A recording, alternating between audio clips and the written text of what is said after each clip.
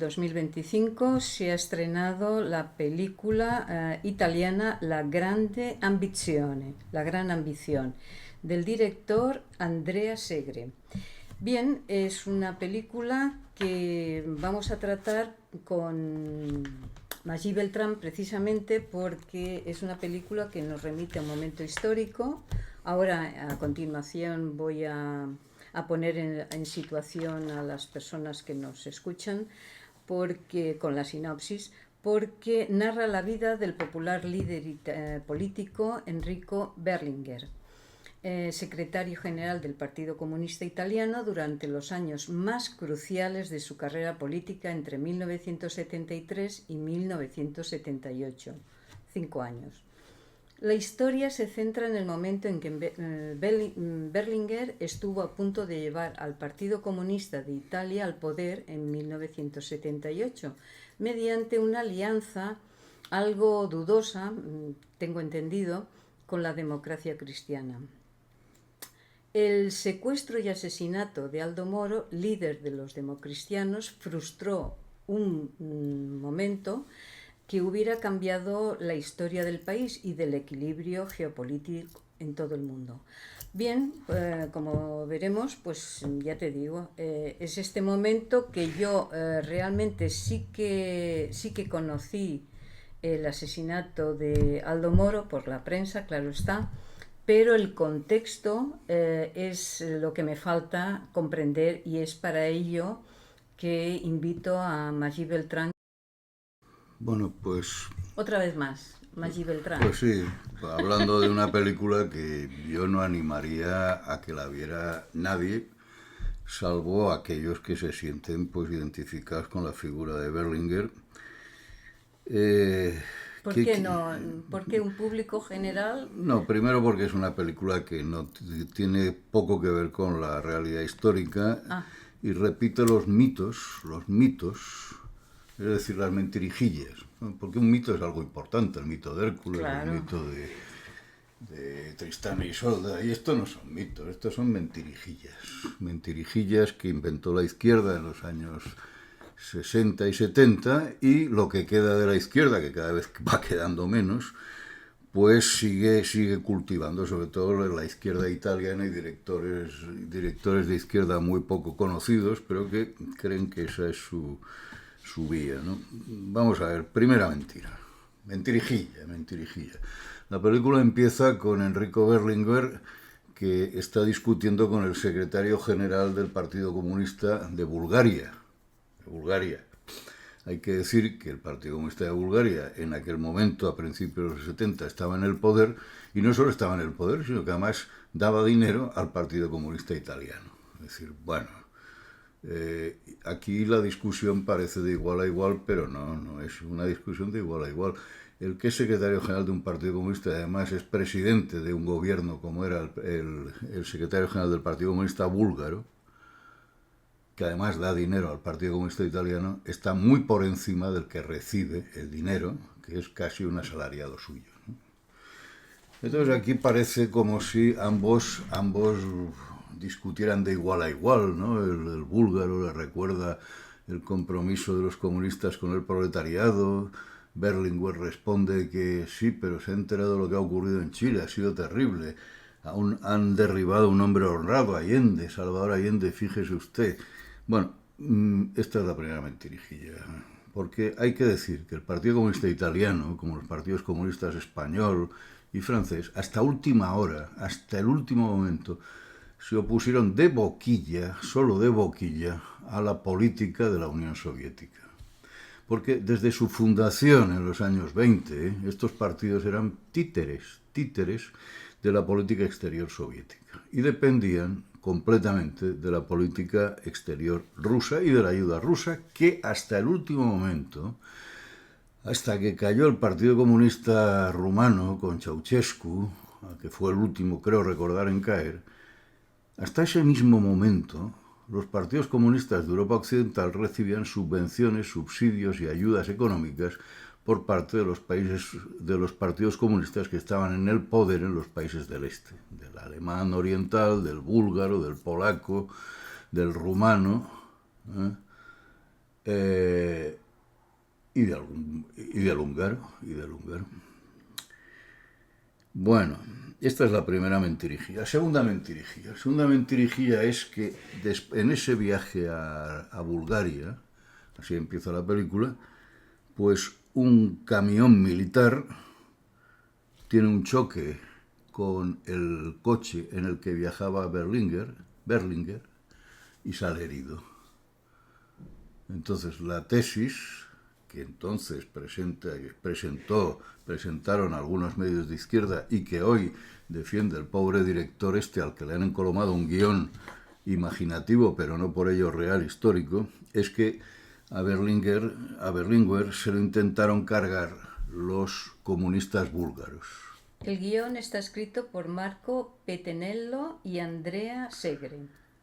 Pues como digo, pueden tener un futuro extraordinario escribiendo cuentos para niños, pero no guiones políticos. Es una coproducción entre Italia, Bélgica y Bulgaria.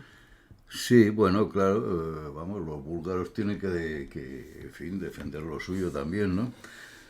Pero además es una cosa increíble, ¿no? Es decir, pensar que un gobierno puede organizar un atentado en su propio país para cargarse a un dirigente comunista occidental, como si no, con un choque en el cual pues, el coche de Berlinguer vuelca, muere el traductor, el pobre traductor, ¿no? Pero nadie más. Dicen, no, hombre, esto... Pero si en aquel momento los servicios de inteligencia búlgaros se caracterizaban por actuar en Europa Occidental. ¿Cómo? Pues, entre otras cosas, con el paraguas asesino, con el cual era un paraguas. Hubo casos en Londres de agentes, de personas de la oposición al gobierno comunista búlgaro que murieron simplemente porque los servicios de inteligencia húngaros utilizaban un paraguas con un veneno en la punta, ¿no? Entonces pasaban al lado del individuo en cuestión, le rascaban un poco y ese veneno hacía en los días siguientes generaba una infección. Bueno, es decir, yo creo que hay formas mucho más discretas, además muy difíciles de localizar y de responsabilizar que lanzar a un coche que además es del ejército, un camión del ejército contra un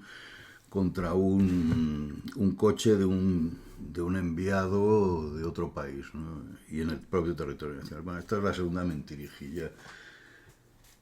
Que bueno, que en fin, que es solo, ya digo, es un cuento para niños tontitos, progres y tontitos.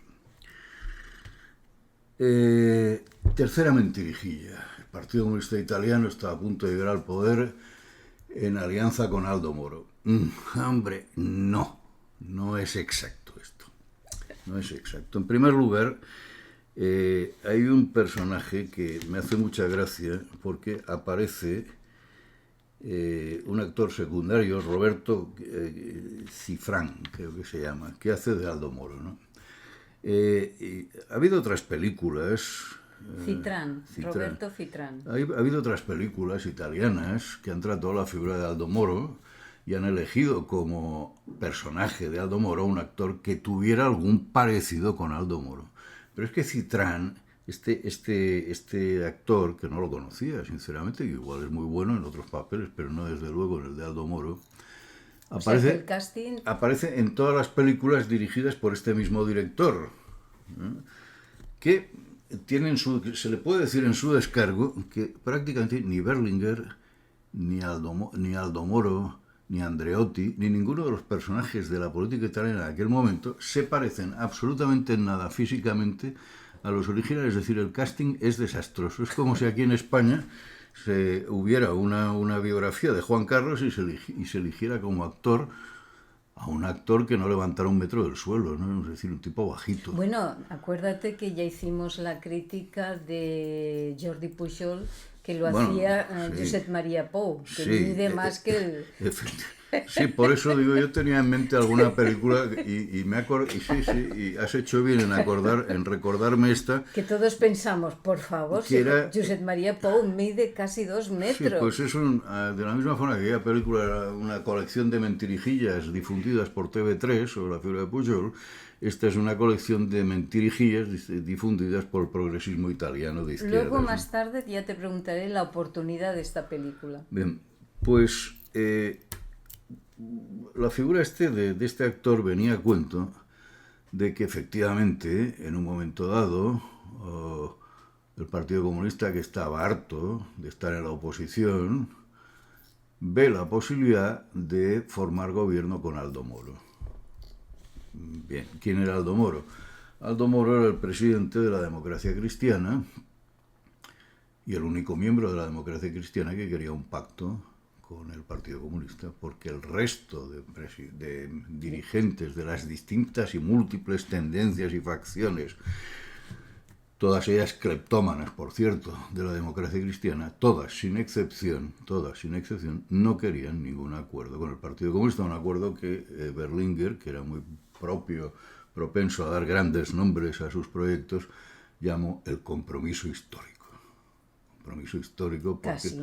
Casi nada, ¿no? Hasta el punto de que cuando las Brigadas Rojas secuestran a Aldo Moro, en su partido respiran aliviadísimo. Dicen, bueno, a ver si se lo cargan. Nos hemos quitado encima este pelmazo, a ver si... Y realmente Aldo Moro, durante su encierro, se vio cada vez más abandonado por sus propios camaradas de partido, hasta el punto de que en las últimas fotos que le hicieron las Brigadas Rojas, los ojos ya prácticamente los tenía hundidos casi en el cogote, ¿no? Viendo lo que había pasado. Es decir, lo que había pasado era que nadie en la democracia cristiana quería un acuerdo con los comunistas, absolutamente nadie, y el primero de todos que no lo quería era el Vaticano, y del que dependía directamente la democracia cristiana. Y, lógicamente, cuando lo secuestraron las Brigadas Rojas, pues... ¿Pero qué es que estaba fascinado con esa propuesta, con ese proyecto? No, el proyecto tenía cierto sentido. Tiene cierto sentido por una sencilla razón, porque el Partido Comunista de Italia tenía un tercio del electorado y la democracia cristiana otro tercio del electorado. Vale, que era un tema de votantes. Los dos grandes partidos... bueno, claro, los gobiernos italianos eran muy inestables en aquella época, porque era el pentapartito, es decir, 5 partidos que apoyaban a la democracia cristiana, y surgían cada 2 por 3 problemas entre ellos, y los gobiernos caían uno tras otro. Entonces, era hasta cierto punto lógico. Pero hubiera sido más lógico... Bueno, esta era otra mentirijilla, la de Aldo Moro. Cuarta mentirijilla. Cuarta o quinta. Bueno, enésima en cualquier caso. El que Berlinguer creó algo nuevo, y ese algo nuevo se le llamó eurocomunismo, ¿no? Bueno, el eurocomunismo efectivamente fue una resolución que surgió en el Congreso en el cual Berlinguer fue elegido secretario general, que quería un socialismo democrático con rostro humano. Dice, hombre, a ver, colega, vamos a ver... A ver, Enrico, se llama Enrico Berlinguer. Muchacho, a ver, decídete. Tú estás en el Partido Comunista. El Partido Comunista no tiene detrás una historia humanista, sino tiene una historia muy dura, muy brutal. Durante la guerra mataron mucha gente, como partisanos mataron a muchísima gente. Dentro del partido hay mal rollos entre distintas fracciones. Ustedes, cuando la invasión de Hungría en el año 56, encolerizados los ciudadanos romanos asaltaron la sede del Partido Comunista. Y ahí estaba Enrico Berlinguer defendiendo la sede del Partido Comunista y la independencia y la intervención de los tanques soviéticos en Hungría. Hasta el punto de que un amigo mío, italiano, que participó en este asalto, pues recibió un golpe de un extintor, con un extintor dado por detrás, en la nuca, y ese extintor lo llevaba en la mano Enrico Berlinguer. Estamos. Me enseñó todavía la herida que le quedaba, la cicatriz que le quedaba de aquel golpe, ¿no? No era un partido era un partido que había sido stalinista durante el stalinismo, khrushcheviano durante Khrushchev y brezhneviano en los primeros momentos. Pero claro, habían visto que eso les quitaba votos. Obviamente, después de la invasión de Hungría, el Partido Comunista perdió votos. Obviamente, después de la invasión de Checoslovaquia en el 68, el Partido Comunista Italiano perdió votos. Entonces, pues rectificaron simplemente la estrategia, y a esta rectificación estratégica se le llamó eurocomunismo, ¿no? Este eurocomunismo fue aceptado por el verdugo de paracuellos del Jarama, entonces secretario general del Partido Comunista de España, Santiago Carrillo, y por el muy estalinista Georges Marchais, secretario general del Partido Comunista de Francia, que nunca dejó de ser estalinista. ¿Cuáles eran las bases del eurocomunismo? Pues una definición democrática de sus objetivos, es decir, no querían acabar con el capitalismo mediante una revolución, sino mediante un proceso gradual de reformas. No querían salir de la OTAN, pero sí atenuar un poco la defensa de Occidente, porque en el fondo le pagaban, ¿no? Les estaban pagando los rusos el partido, ¿no? Les estaban manteniendo, y eso pues era una condición sine qua non para seguir financiándolo. Querían hacer algo parecido a lo que había hecho, porque esta era la inspiración original, a algo que había hecho a Salvador Allende en Chile, ¿no? Salvador Allende había llegado a un acuerdo con la democracia cristiana chilena. La democracia cristiana chilena le había votado su investidura como presidente, pero aquello salió tan absolutamente mal, el país acabó hundido, quebrado, que solamente salió mediante un golpe de Estado. Un golpe de Estado del cual la izquierda alardeaba mucho en aquel momento, pues, en su afán de victimizarse, y para hacer olvidar la mala y corrupta gestión de Salvador Allende en el poder. Bien. ¿Qué ocurrió? Pues que estas propuestas, dichas desde el Partido Comunista, tenían una credibilidad cero. Si esta fuera una declaración sincera de intenciones, tanto Santiago Carrillo como Enrico Berlinguer como Georges Marchais lo que tenían que haber hecho es afiliarse al Partido Socialista, que desde hacía mucho más tiempo estaba en esos puntos a los partidos socialistas locales, ¿no? Por tanto, y más aún, o sea, el socialismo fabiano inglés, el laborismo inglés estaba en estas posiciones desde principios del siglo XX, un socialismo gradualista, con reformas lentas no para acabar con el capitalismo, sino para controlar. Pues esto era el eurocomunismo. Es decir, usted es eurocomunista, usted se ha creído el cuentecito este de Enrico Berlinguer, afílese al Partido Socialista, que es lo que hubieran tenido que hacer estos grupos, ¿no? Pero sí que es cierto que en el año 1975 Berlinguer escribió 3 artículos en el órgano del Partido Comunista, en Rinascita, sobre Salvador Allende, sobre la vía democrática y las alianzas, y sobre el compromiso histórico. Y a esto se le rotuló eurocomunismo, ¿no? Santiago Carrillo, Marchais estuvieron en Roma, en este congreso, hablaron, y a partir de ahí, pues en toda Europa occidental se habló del eurocomunismo, especialmente en España, en donde el Partido Comunista estaba saliendo de la clandestinidad.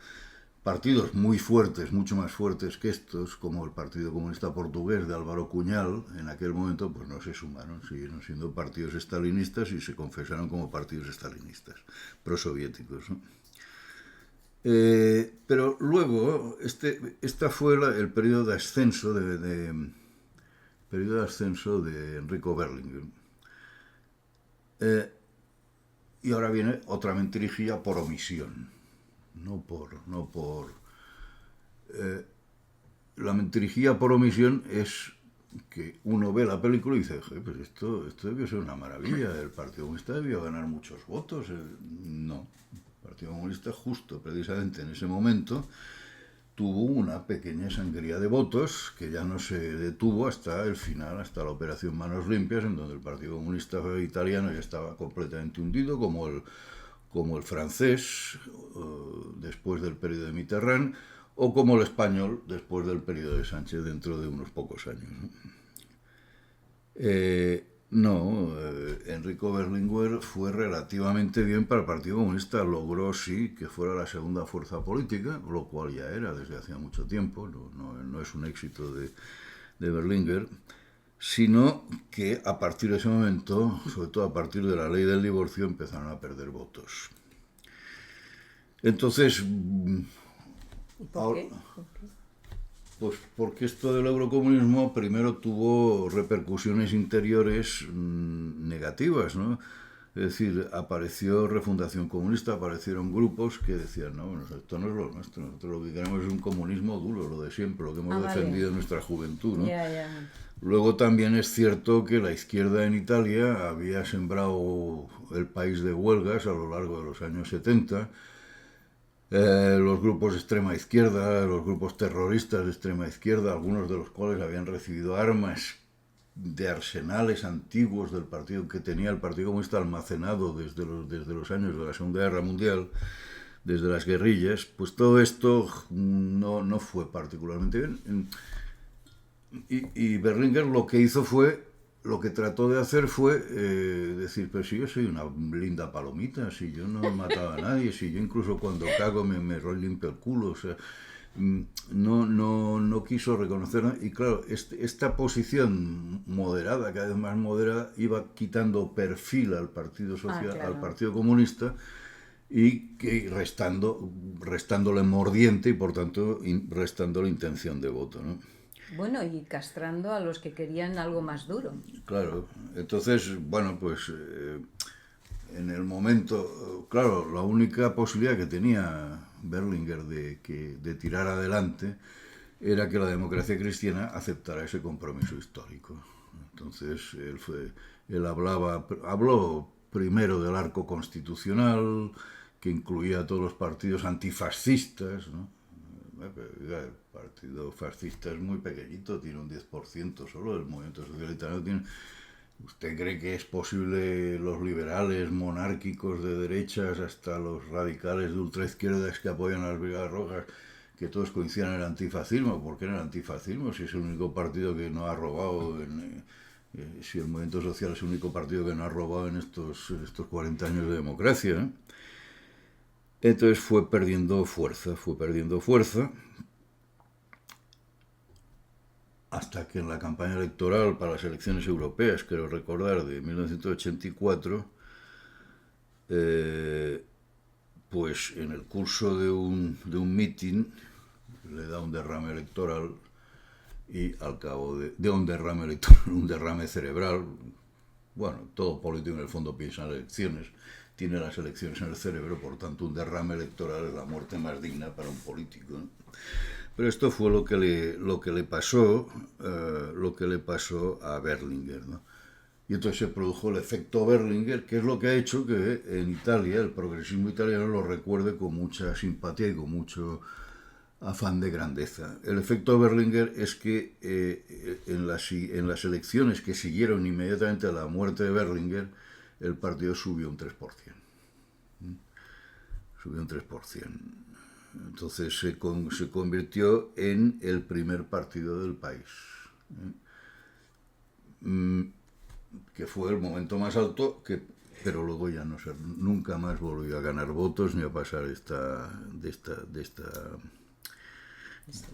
Ahora bien, la película. Estas son las mentirijillas. Bueno, podríamos añadir otra mentirijilla, que es que en la película se habla de 1,5 millones de italianos que acompañaron a Berlinguer, despidieron a Berlinguer en la ceremonia funeraria. Hombre, vamos a ver, otros más modestos hablan de 1 millón, no de 1,5 millones. Y otros, aún más modestos, pues hablan de 500,000, que también es una buena cifra, Hombre, ¿no? tanto, También es una madre buena de cifra. Dios. Pero tampoco, claro, aquí no vamos a iniciar una guerra de cifras por un asunto que en el fondo es banal, ¿no? Pero esta yo creo que es otra mentirijilla que el director o el guionista pues se le pasa un poco la mano, ¿no? Un poco la mano. La película insiste mucho, y es una de las partes más ñoñas, en la vida familiar de Berlinguer. O sea, parece que hoy un líder político no es un líder que está al frente del Estado, sino que es un hombre de familia, ¿no? Con su mujer que limpia los platos, sus hijos, que son niños que van al cole, a escuelas públicas, muy bien limpios, muy bien educados, una casa modesta, nada de... No era suntuosa, Bueno, ¿no? hay que decir que yo sinceramente creo que, no sé, no me he preocupado por los antecedentes familiares de Enrico Berlinguer, pero pertenecía a la nobleza. Era la pequeña nobleza italiana de origen español, precisamente. Es una cosa muy curiosa esto. Su padre había sido masoncete, es decir, un hombre que sabía moverse en ambientes de poder, que había aprendido a moverse y que le enseñaba a su hijo pues cómo moverse, ¿no? Las escenas de vida familiar, sinceramente, son ñoñas. O sea, a ver, yo las estuve viendo, pero sí recomiendo que si alguien ve la película, algún alma descarriada ve la película en vídeo, esas escenas las pase, porque se ahorrará unos 20 minutos son cursilonas, sinceramente, muy cursilonas, ¿no?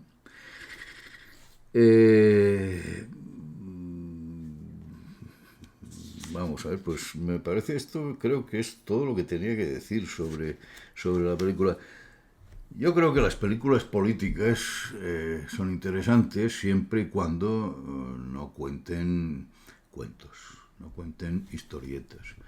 Siempre y cuando redimensionen a los personajes y los lleven a su justa medida. No exageren, porque realmente Bueno, sus claros y oscuros, ¿no? O sea... Sí, no, sus claroscuros, pero que no pongan un aura de santidad Ah, ya. a alguien que en el fondo pues no era ningún santirulín, ni siquiera era un personaje, un político que digamos que haya pasado la historia. La única cosa que por la que se le puede, no era ni siquiera un teórico, o sea, los datos sobre el eurocomunismo, los estudios sobre el eurocomunismo no los hizo él, los hicieron ideólogos de los tres partidos que participaron en eso, pero digamos que Berlinguer era bastante más simple que el mecanismo un botijo a la hora de plantear sus teorías. Sus teorías había llegado a dirigir el Partido Comunista porque tenía una gran claridad en términos de publicidad. Ah, sí. Era un buen publicista, pero no un buen líder político. Entonces el eurocomunismo lo plantean como algo, vamos, excelso. Aquí en España nadie se acuerda del eurocomunismo y muy pocos quieren recordar la figura de Santiago Carrillo. O sea, cuando se le habla, fue uno de los conductores de la transición. Sí, ¿y qué más? Bueno, es que en la guerra mató unos 90.000 personas en Paracuellos del Jarama, pero esto no es memoria histórica, ahora no toca. Avui no toca, Eu comprés, avui no toca. Pero es una película mediocre, muy mediocre. Creo que hace falta cine político. Más que cine político, hacen falta documentales políticos que hablen de historias pasadas de nuestros países, ¿no? De historias que hemos vivido y que el documental sobre Perejil, por ejemplo, es muy superior a esta película.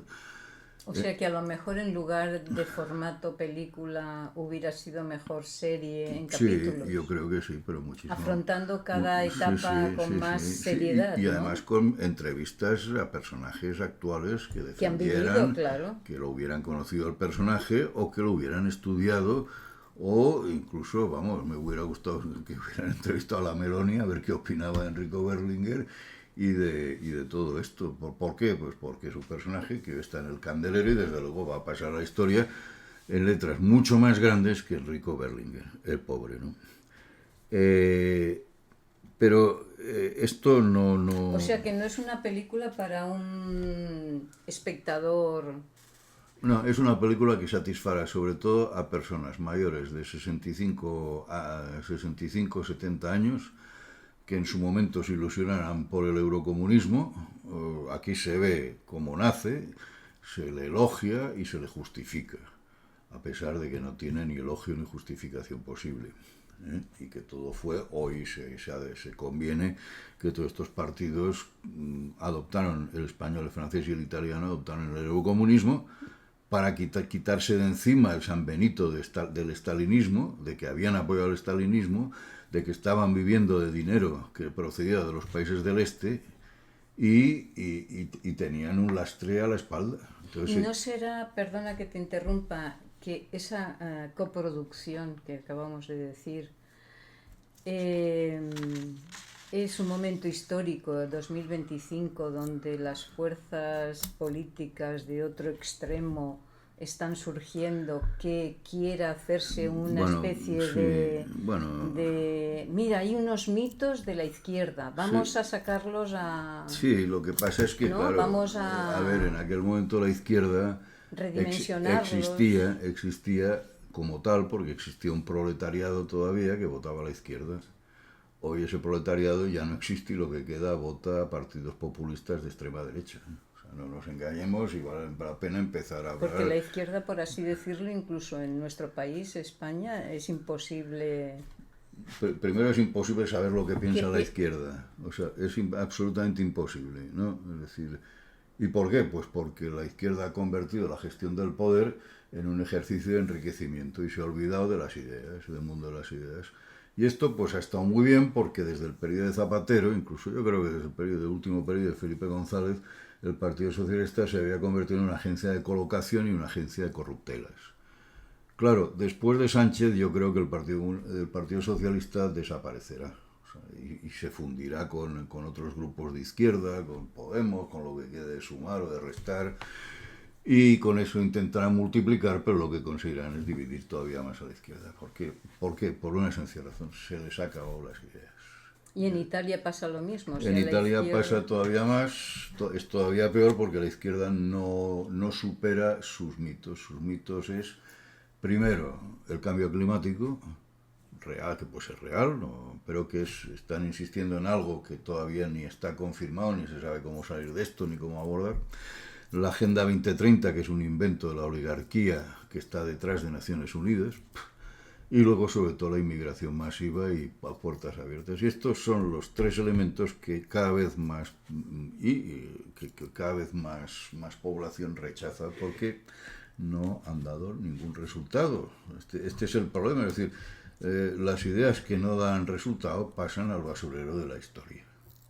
Y esto es lo que le está pasando hoy a la izquierda, que ha perdido el ritmo de la elaboración política y ya no tiene la iniciativa cultural. Es decir, esta película, por ejemplo, hecha hace 40 años, dirigida por Costa Gabras, protagonizada por algún actor fetiche de la izquierda, como podía ser Michel Piccoli, o en Italia el Jean-Marie Volonté, que eran, Dios mío, hoy en España el Paco Raval, bueno, pues podía tener algún impacto. E incluso un éxito de taquilla.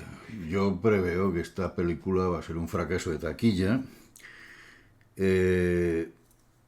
No han elegido bien al director, no han elegido bien a los actores, el casting es lamentable. Muchas gracias por poner en contexto que realmente lo desconocía, era toda una novedad para mí. Sí, no, yo es que me acuerdo todavía, es que es lo que tiene tener canas en todas partes, en el sobaquillo, en el pelo, en el otro, en el tal, eso es lo que tiene tener canas.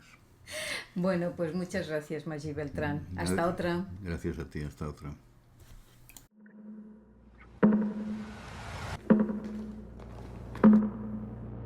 Solo così, percorrendo una via diversa, noi possiamo giungere al socialismo.